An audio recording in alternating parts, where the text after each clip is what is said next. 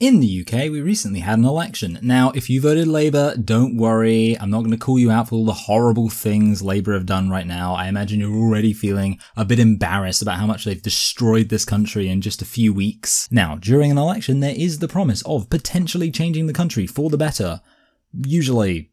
Sometimes. Occasionally. The point is that governments can use their monopoly on the legitimate use of violence to enact some of their manifesto promises. When it comes to trans identity, a promise isn't worth much. Currently, we've got Labour in charge, who are rightly recognised by both sides of the trans identity debate to be unreliable grifters because they flip-flopped so much on this issue. But let's not forget that the Tories were fanning the flames of the trans identity culture war when, for the 14 years that they were in charge, the Gender Recognition Act remained completely untouched. So the point is, you can't trust anyone. Still, me being a channel that talks about trans identity, combined with my enthused interest in the manifestos of the various parties running for government, got me thinking, what would I change? What would I want the government to do around the issue of trans identity? Before I begin, I should point out, of course, because it's worth pointing out, that being gender critical doesn't necessarily mean you have any opinions on what the government should do. After all, being gender critical is just personally not being convinced of the claim that a biological male can be a woman and all the other claims made by trans identity, which are truth claims made about reality. Rejecting such claims doesn't necessarily mean you have any normative beliefs about what individuals should do. There's an idea in philosophy that you can't derive an ought statement from an is statement. You can't take something you believe about reality and from that say what you think other people should do. A good analogy would be atheism. Lots of people in the UK don't believe that a God exists. However, most of those people probably don't have any real policy objectives that extend directly from their belief that God doesn't exist. I just wanted to stress this because I once had Katie Montgomery insist to me on Twitter that being gender critical doesn't mean anything and doesn't matter unless you want to change laws. So let me just say for the record, truth claims matter. Even if you watching this have no opinions about what the government should do or how society should change that extend from your beliefs about reality, it still matters that you affirm truth and reject falsehood. You might disagree with a lot of what I say should be the case in this video. However, what matters most of all to me is that we agree on what is the case, on what actually is true about reality. I'll stress in accordance with that this is of course my gender critical manifesto. That's why I've titled the video the way I have. This is not the definitive gender critical manifesto. Even if I was presenting it as that, it wouldn't be. And of course, in fact, I'm not presenting it as that. This is just if somebody walks up to me and said, we need you to give us a list of demands of what you think the government should do on this issue as it relates to trans identity, these are the policies and the goals that I would recommend. And of course, I'd be interested to hear, given that this is just my opinion, what your opinions are in the comments below and where they might differ from mine. Of course, while I'm talking about audience interaction, I should give a shout out to the very wonderful people who support my channel on Patreon. They are incredibly helpful, especially with quite long, involved videos like this. They allow me to do this, and if you want to be part of that, then of course you can check out my Patreon in the description below and contribute, and that would be very appreciated. I would be remiss not to mention that the closest thing we have to a gender critical manifesto already would be the platform of the Party of Women. However, as far as I can tell, they don't actually have a manifesto, but rather just a list of core demands, the most definitive of which is their demand that the Gender Recognition Act be abolished. I agree with this. I think it is probably the most obvious law that should extend from the gender critical position. I made the analogy to atheists earlier, and I said that most atheists probably don't have any policy goals that extend from their atheism. However, I imagine that might change if we had an official law on the books in the UK that said definitively that God exists by law. They'd probably want to get rid of that law. Well, we do have a law in the UK on the books that says officially a biological male can be a woman, so of course we're going to want to change that law. Even though this would already be considered quite a radical change and quite a big change from the gender critical perspective to abolish the Gender Recognition Act, I'm honestly just going to mention it in passing and say that I agree with it, and the the substance of this video, in terms of the policies and goals I'm going to be talking about, are slightly beyond that and broader in scope. Speaking of a larger scope, some of these policies might be informed by and to be understood within the context of my wider political beliefs. Now, I'm not really going to get into my wider political beliefs in this video, but it does so happen that also because of all the manifesto stuff happening around the election, I did start to draft out my own manifesto of what I think society should be like more generally. And don't worry, law enforcement and everyone else, I'm allowed to say that because in the UK, we have sensible gun laws that mean that I'm not at risk of doing what people usually do in America after they write a wildly speculative political treatise. Anyway, I'll keep my broader political musings to a minimum, but there might be situations where my philosophies and how I envision society more generally will be quite relevant, in which case I will try to briefly inform you of those so that you understand where I'm coming from. With all that preamble out the way, I would like to present to you my gender-critical manifesto, my vision of a gender-critical society and the policies I believe we should be enacting in pursuing our goal to get to that society. This might seem like an odd place to start, but this is literally the first thing I thought of in terms of writing a gender-critical manifesto after the obvious abolishing the Gender Recognition Act. We should get rid of sexed uniforms. After all, what are the opening words of one of the most famous gender-critical calls to action of all time?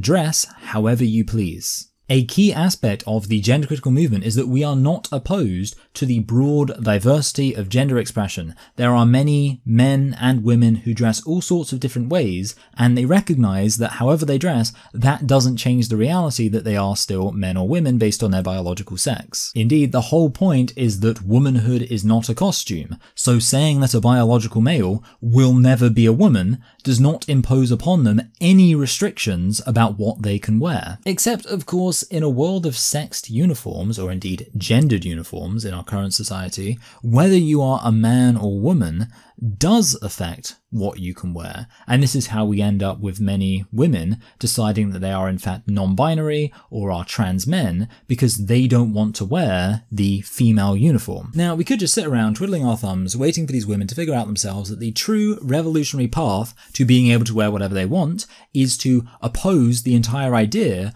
of uniforms specifically for men and women, instead of them having to conform their own sense of identity to whatever they want to wear. However, I think we'll be waiting for a while, so why don't we just use the law to get rid of the entire idea of separate uniforms for men and women? Not only would this make it absolutely clear that being a woman is not a costume, but it should also work to hopefully realign people's mindsets away from the type of mentality and way of viewing women that causes biological males to think they must be women in the first place. Because, I mean, as much as trans activists like to make fun of the idea that a big part of being trans is secretly wearing your mother's dresses when you're a young child, I suspect one of the reasons they make fun of that is actually kind of defensive, because it hits a little bit close to the truth. You know, the lady doth protest too much. One of the goals of gender-critical policy can't just be to address the harms caused by trans ideology's attitudes towards the gender-sex matrix directly. We have to address the root causes for why people come to develop these harmful attitudes in the first place, and a big part of that is anything that underpins the idea that being a man or woman has something to do with expression or your feelings, or basically anything other than just the pure objective reality of your biological sex. And if we're trying to address the underpinning causes here early and nip them in the bud, then of course it goes without saying that this would apply to school uniforms as well. And okay, kind of an aside, but I have to say, who decided that skirts should be a part of school uniform? Because we all know kids like to rebel, and this means breaking the school uniform rules. So top button undone, tie worn very loosely, shirt untucked. you know, the kind of things that actually look objectively terrible in anything like a suit, which is why you get kids dressing like that throughout the whole school year, and then when prom comes around and they've actually got a nice suit and they want to look smart in it, most of them actually do end up dressing sensibly and making themselves look tidy. But of course that's all harmless, kids just like to rebel and who really cares? But for girls, there's another aspect of school uniform, and that is skirts. And the rule around skirts is about how long they can be. In other words, they can't be too short. So if girls at school are going to rebel against that, they're going to rebel against it by wearing their skirts absurdly short. If you know your full King Critical lore, you'll know that for a time I was actually working in a school, and a recurring issue in the school was this controversy around how exactly are male teachers supposed to conduct themselves with regard to this issue, because in theory, every single teacher has a responsibility to police school uniform. But a lot of male teachers, understandably, don't want to be walking around telling school-aged girls that they've noticed how short their skirts are. The office I worked in literally had more male teachers than I could count walking in talking about this issue because they didn't want to have to address this issue directly with the students themselves. So I'm about to solve everybody's issue here and just say that skirts shouldn't be part of school uniform anyway.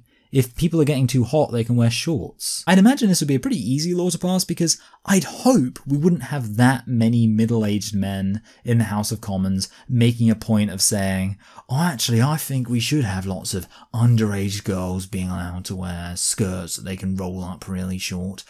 Even if you're enough of a pedo to think that, I hope you still wouldn't say it. So there, I'm not just saying that these sexed uniforms shouldn't be enforced along sex lines, I'm saying that the female version of the uniform basically just shouldn't exist. And honestly, I do think leaving it up to personal choice in this situation would be woefully insufficient. Like if we said that companies could still have man uniform and woman uniform, or, you know, two distinct types of uniform, but they just said, well, everyone's allowed to choose which uniform they wear, I still think that would leave some significant issues unresolved. Firstly, of course, you still do basically have a uniform for women and a uniform for men. All you're saying is that men can wear the uniform for women and vice versa.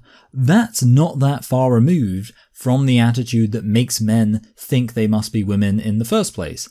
After all, they are wearing the women's uniform. Secondly though, there's going to be a lot of pressure for people to conform to gendered expectations if it's just left up to choice. And I don't think it's worth just leaving it up to each individual person to take a stand against these gendered expectations themselves, when we could just say, let's make it so they don't even have to take a stand, because in this situation, there is no expectation of conforming to gender when it comes to what uniform you wear. Having just opened the door to literally banning gendered expectations in certain contexts, you might ask the question, how far should this go?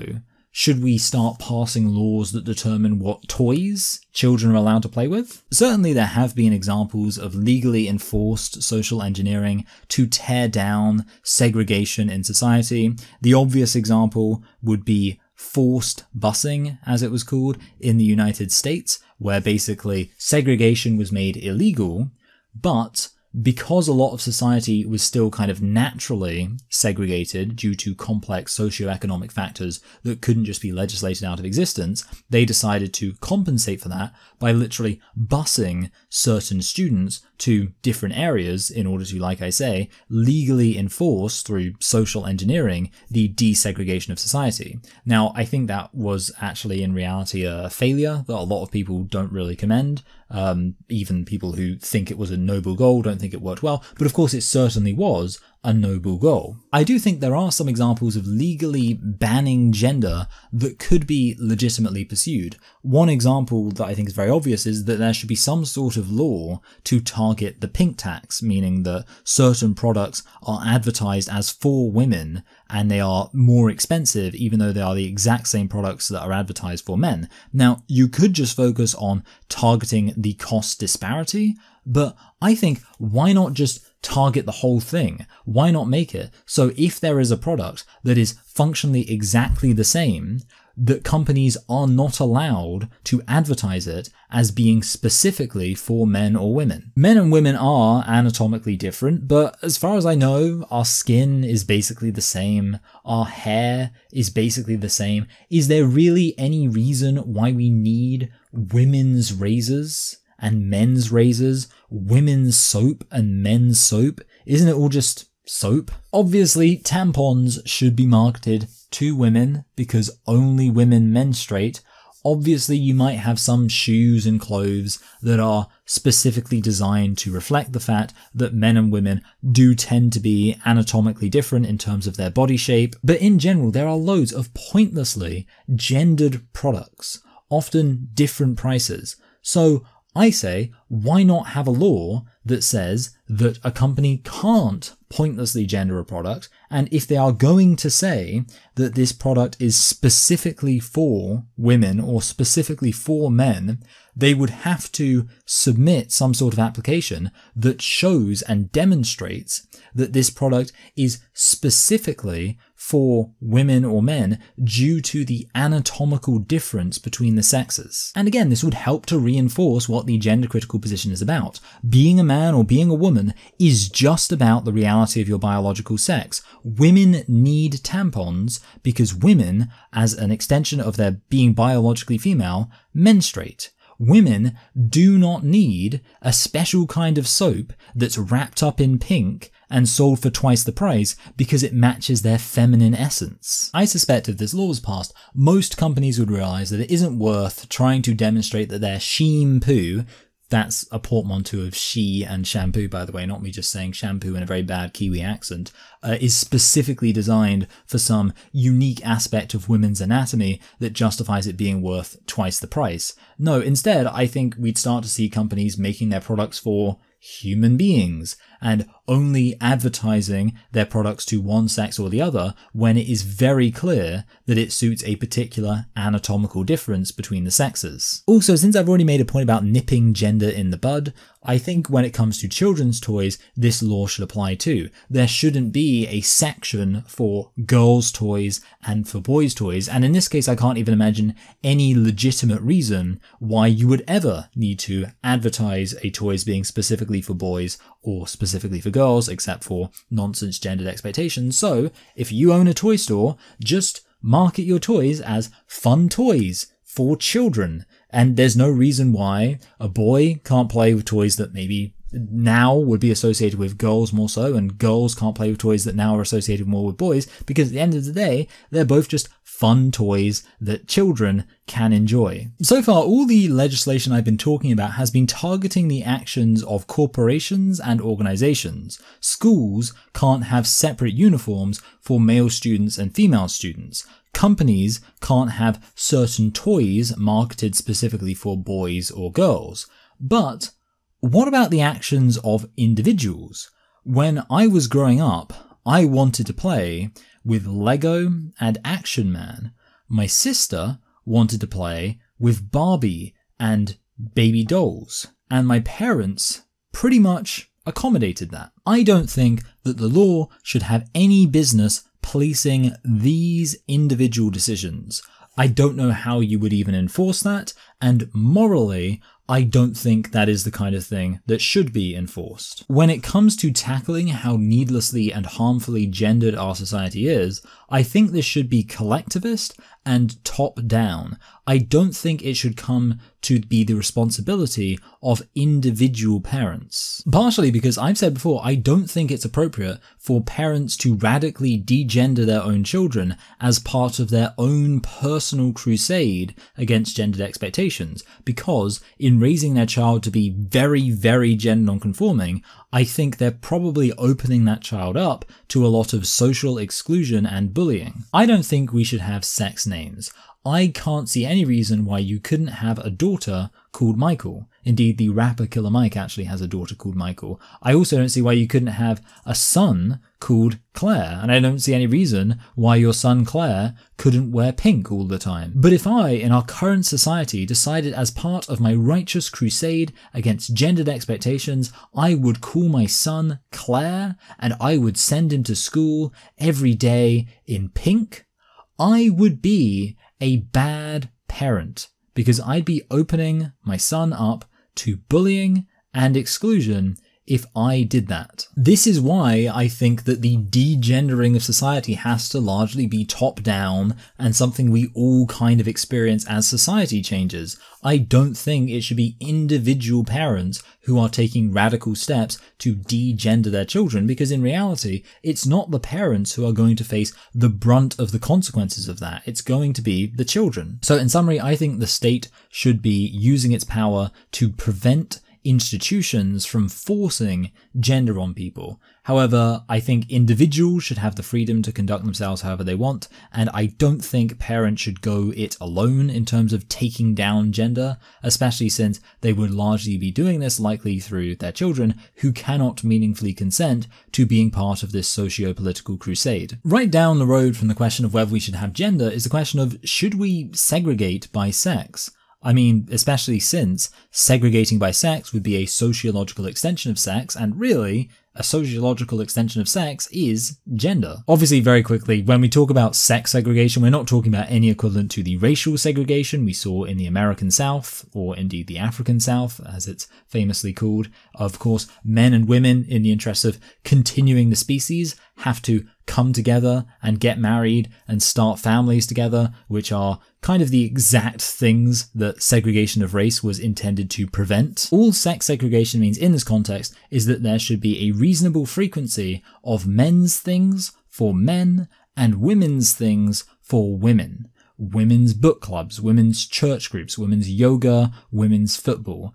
I think it's good to have these things for two key reasons, one of which is obvious, and I'll circle around to that in a second. But first I'll start with the also admittedly kind of obvious point that gender is real in that its effects are real. If you take something like women's chess, obviously there's no biological reason why women should be any different at chess from men, but there is a sociological reason. There is a lot of gender in our society, and that carries with it all sorts of gendered expectations that will impact the way that women engage with all sorts of hobbies and vocations, including chess. So, because there is that impact of gender, we need to have special accommodation for women in all sorts of different hobbies in our current gendered society. Now, with this said, arguably a long-term aspiration should be for gender to have increasingly less of an impact in women's lives, and therefore women's experience with chess might be less coloured by her being a woman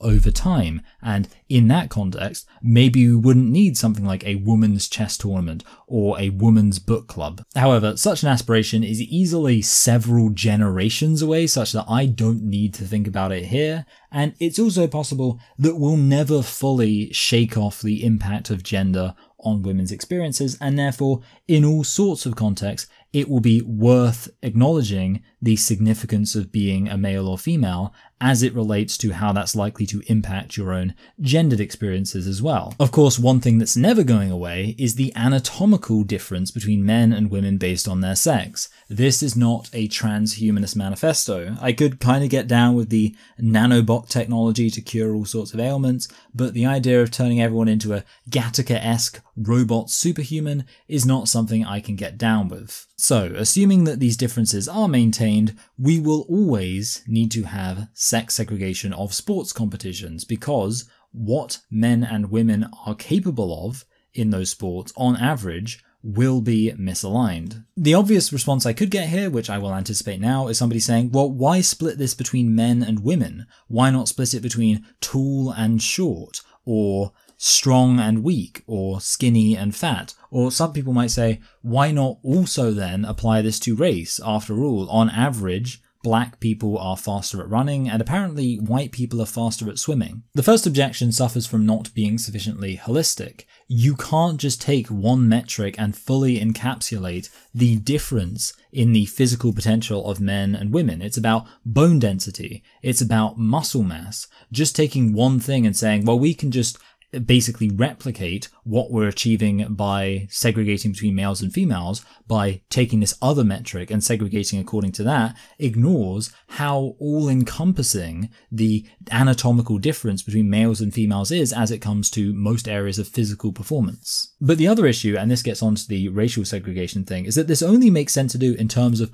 broad, socially relevant distinctions. By way of analogy, take the Paralympics. Basically, the way the Paralympics works is that there's a broad group of people that we just say are disabled. And the implication of them being disabled is that they are less able to do certain things physically compared to able-bodied people, and as such they obviously have a disadvantage in sports, and therefore we say there is a specific competition for that broad group of people who are disabled. Now obviously women aren't all disabled, but they are a broad group that is reliably less capable than the average man.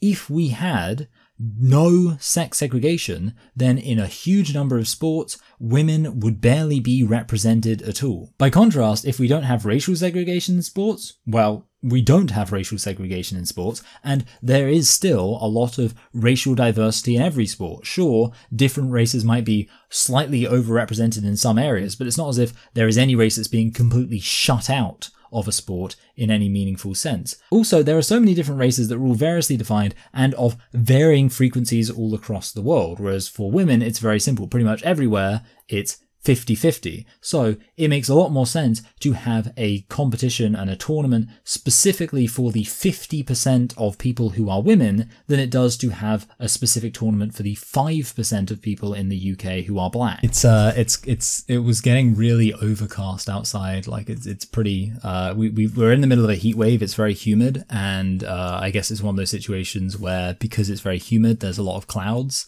And it just looks very dark outside, so I switched the lights.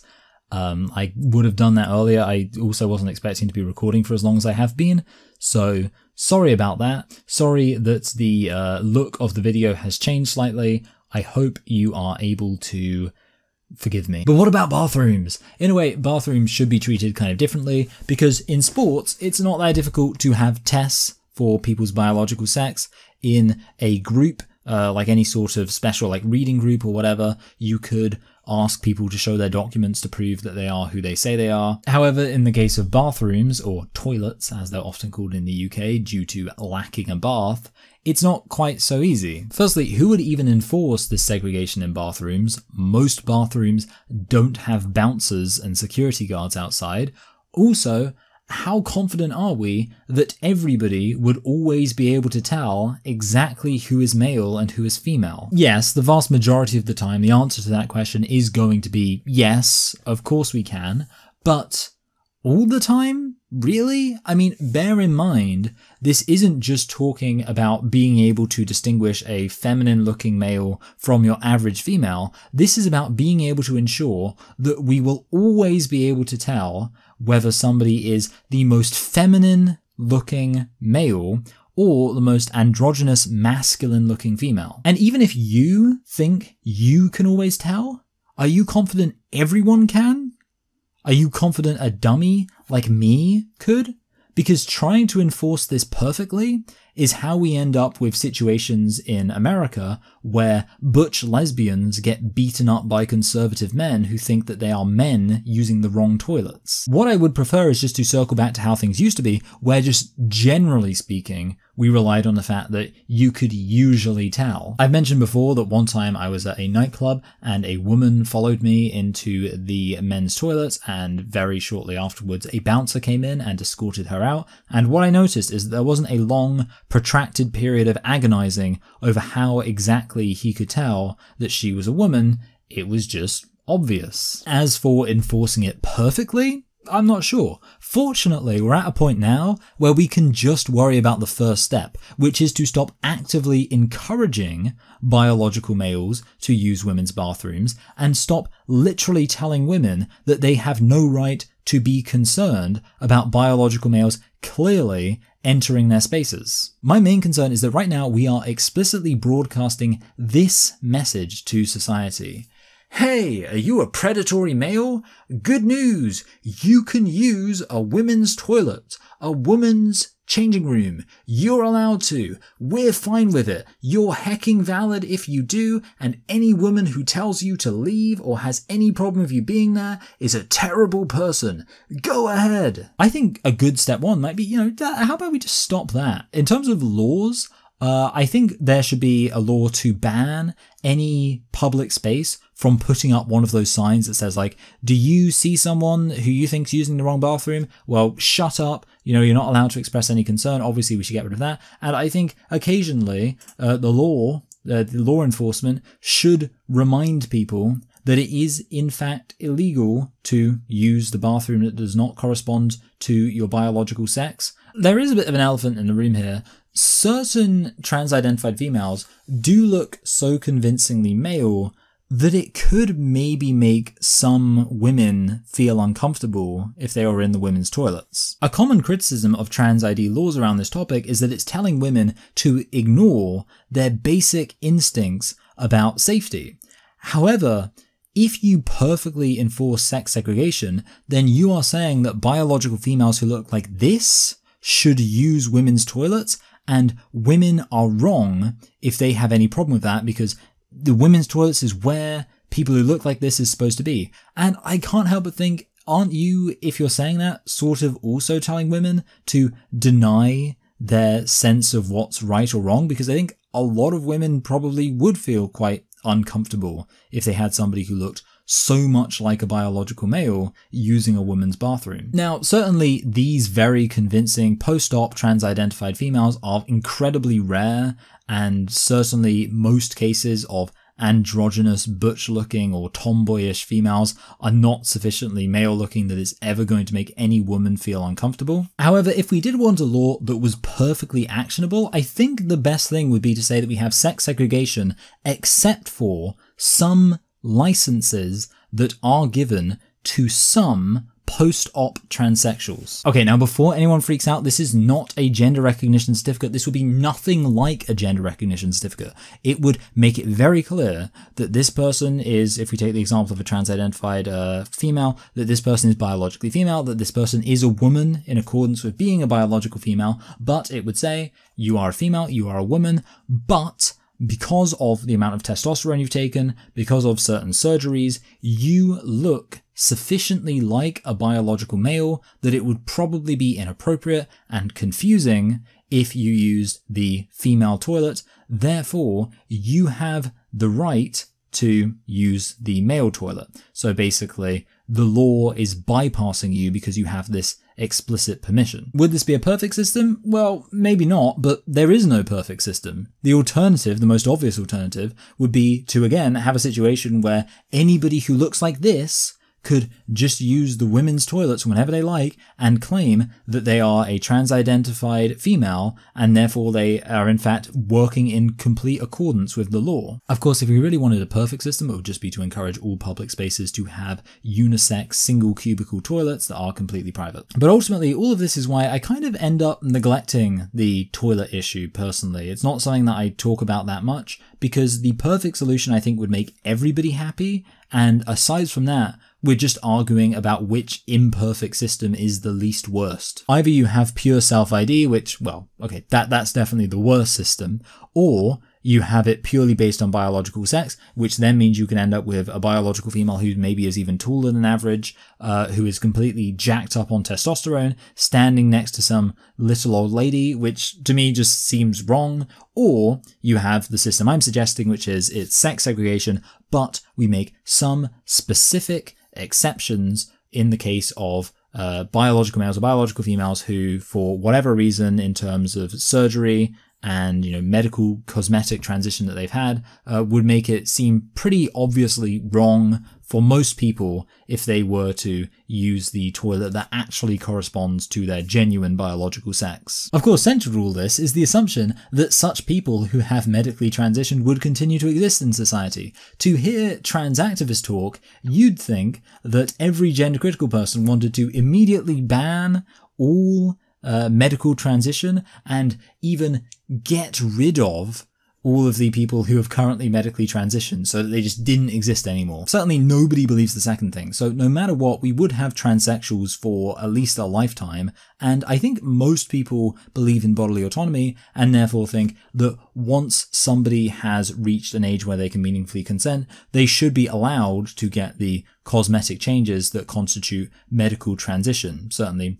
that's what I believe, and in that case we would have transsexuals in our society indefinitely. Before I begin, a brief note about terms. I believe that we should normalize the use of the term transsexual because while it was considered antiquated at one point, it's become a very useful term now that the term transgender potentially describes somebody who doesn't undergo any sort of medical transition. So the term transsexual describes someone who makes these cosmetic changes to change certain signifiers of their biological sex. I'm not wild about the specific phrase transsexual because, of course, in reality, they haven't transitioned their sex. This is also why I don't really agree with the term medical transition because they haven't actually transitioned anything.